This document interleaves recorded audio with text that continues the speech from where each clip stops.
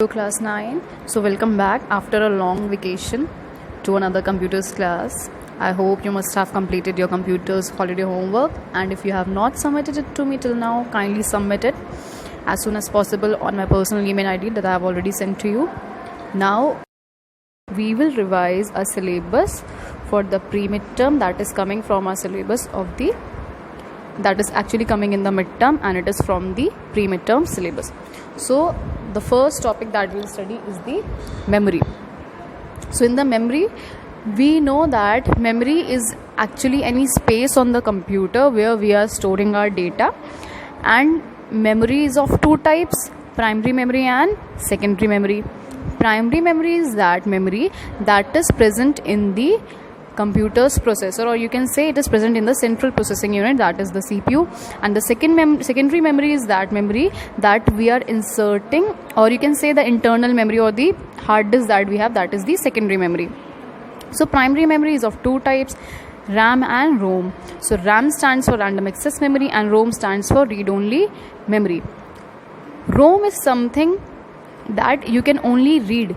That means there are some instructions for the computer that are inbuilt in the computer, and those instructions are performed only by the computer, so we can only see that computer does these things. For example, जब भी हम computer अपना on करते हैं तो कुछ उस पर लाइक टेक्स्ट वगैरह लिख कर आता है ना, so that is actually the ROM, because it is inbuilt in the computer and computer does that on its own, so we cannot edit it because that is the primary function of the computer.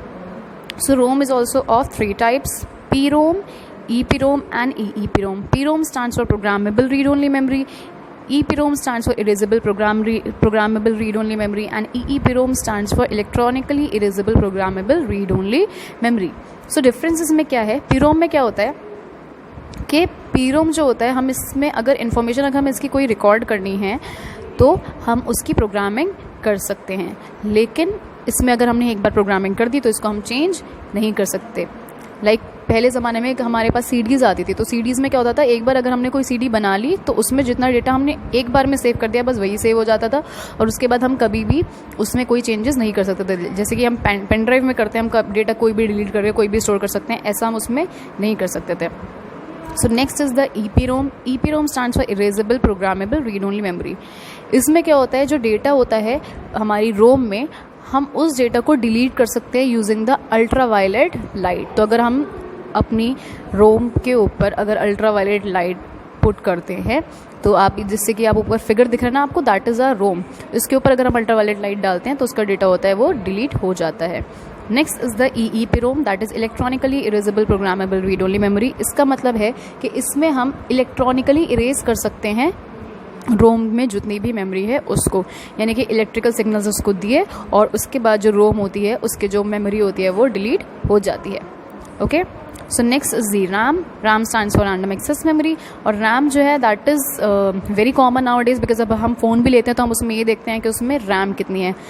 वो हम क्यों देखते हैं? वो हम इसलिए देखते हैं बिकॉज हम जो गेम्स प्ले करते हैं अपने फ़ोन पे उसका साइज़ बहुत बड़ा होता है, और जिस वक्त हम उसे प्ले करते हैं तो हमारा फ़ोन हैंग ना हो इसलिए हम उसमें RAM ज़्यादा देखते हैं, है ना.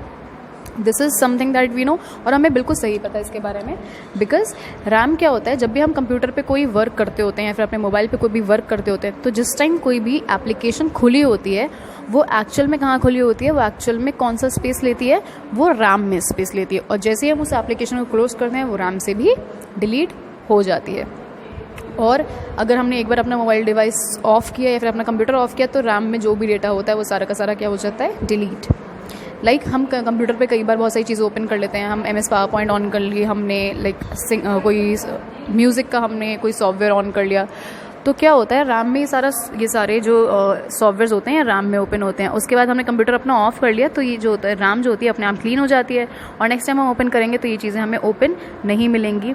वाई? बिकॉज जैसे हमने कंप्यूटर ऑफ किया वैसे RAM भी ऑफ हो गई, और RAM के साथ साथ ये चीज़ें RAM से डिलीट हो गई. RAM दो तरीके की होती है, static RAM and dynamic RAM. The third type of memory is the cache memory. Cache memory एक maybe it's a new term for you, but it is very very easy and हम लोग mostly इसको use करते हैं. कई बार क्या होता है, हम अपने कंप्यूटर्स पे अगर कोई पर्टिकुलर एप्लीकेशन हमने ओपन की तो क्या होता है, नेक्स्ट टाइम पे दिखाता है रीसेंट डॉक्यूमेंट्स, यानी कि रीसेंट डॉक्यूमेंट्स करके एक फोल्डर बनकर आता है हमारे कंप्यूटर में, जिसमें दिखाता है कि हमने रिसेंटली कौन कौन सी फाइल्स ओपन कर रखी हैं या फिर कौन सी ऐसी फाइल्स हैं जो हम बहुत ज़्यादा ओपन करते हैं। सिमिलरली हमारे फ़ोन में भी कई बार होता है कि हम जिस नंबर पर बहुत बार कॉल करते हैं वो फ्रीक्वेंटली कॉन्टैक्ट में दिखाता है या फिर रिसेंटली कॉन्टैक्टेड में दिखाता है। तो ये एक तरीके का कैशे मेमोरी है। कैशे मेमोरी क्या होता है, ये कंप्यूटर सेंट्रल प्रोसेसिंग यूनिट के अंदर ही होता है। इन दिस व्हाट हैपन्स, जो भी हम कुछ एप्लीकेशंस होती हैं जो हम बार बार ओपन करते हैं, फिर कोई ऐसी फाइल्स है जो हम बार बार ओपन करते हैं, तो वो क्या करता है, सीपीयू अपने में ही उसकी एक कॉपी स्टोर कर लेता है, ताकि क्योंकि फाइल्स क्या होती है, फाइल्स हमारी हार्ड डिस्क में स्टोर होती है, तो सीपीयू को हार्ड डिस्क से वो फाइल्स उठानी पड़ती हैं to open them.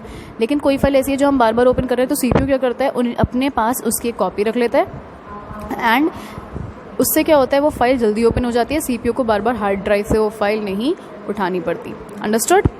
Next we have the secondary memory devices. Secondary memory devices, you know it very well, जितने भी डिवाइसेस होते हैं जिसमें हम अपना कुछ भी डेटा सेव कर सकते हैं और जो एक्सटर्नल डिवाइसेस होते हैं उन सबको हम सेकेंडरी डिवाइसेस बोलते हैं। जैसे कि हमारी सीडी होती है, सीडी में हमारे पास एक्सटर्नल हम लाइक डेटा स्टोर कर सकते हैं, जैसे कि सॉन्ग्स वगैरह स्टोर कर सकते हैं, मूवीज स्टोर कर सकते हैं। और जो सीडी की जो साइज़ होता है that is up to 700 MB। CD is also of 3 type, read only, read write and recordable. Read only का मतलब उसमें एक बार हमने सेव कर दिया तो उसको हम दोबारा कभी एडिट नहीं कर सकते। रीड राइट में क्या होता है, हम उसमें सेव भी कर सकते हैं, हम उसमें एडिट भी कर सकते हैं। और रिकॉर्डेबल में क्या होता है, जिसमें हम बार बार रिकॉर्ड कर सकते हैं। Next is the DVD. DVD is the digital versatile disc. इसमें जो स्पेस होता है that is 17 up to 17 GB नियरली। और ये वर्सेटाइल इसलिए होता है बिकॉज इसमें हम बहुत डिफरेंट तरीके का डेटा हम इसमें स्टोर कर सकते हैं। नेक्स्ट इज़ द ब्लू रे डिस्क। ब्लू रे डिस्क क्या होता है, it is also just like CD, जो उसका साइज़ होता है, लेकिन इसमें जो डेटा स्टोर हम कर सकते हैं that is up from 25 GB to 50 GB।